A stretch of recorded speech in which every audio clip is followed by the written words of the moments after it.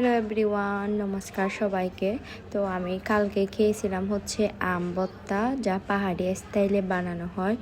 আমার অনেক দিন ধরে হচ্ছে আমের ভর্তা খেতে অনেক ইচ্ছে করতেছিল।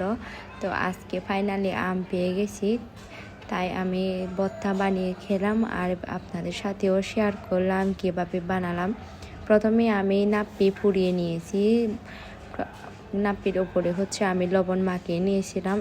লবণ মাখালে হচ্ছে সুন্দর কালার চলে আসে, একদম লাল। তো আমি এখানে লাল মরিচ হচ্ছে বাটছিলাম, বাটার পরে আমি এখানে পুরা নাপ্পিটা হচ্ছে মিক্স করে নিচ্ছি। আসলে কোনো কিছু ভর্তা বা হচ্ছে টক জাতীয় ভর্তা খেলে এরকম নাপ্পি বেশি হলে অনেক মজা লাগে।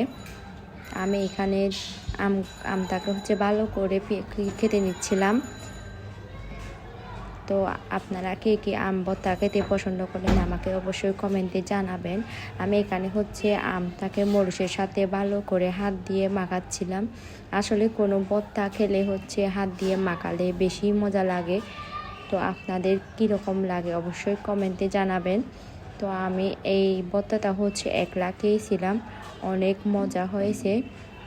ইভেন্ট আমার এখন দেখে হচ্ছে আমার এখনই মুখে পানি আসতেছে আর কি, দেখে কতটা সুন্দর আর লোভনীয়, তাই না? খেতেও বেশ মজা হয়েছে। এই ভর্তাটা আমি একাই খেয়ে ফেলেছি, অনেক অনেক মজা হয়েছে। তো দেখা হবে নতুন কোনো ভিডিওতে। আপনারা ভালো থাকবেন সবাই। তো আমার ভিডিওটি কেমন লেগেছে অবশ্যই কমেন্টে জানাবেন।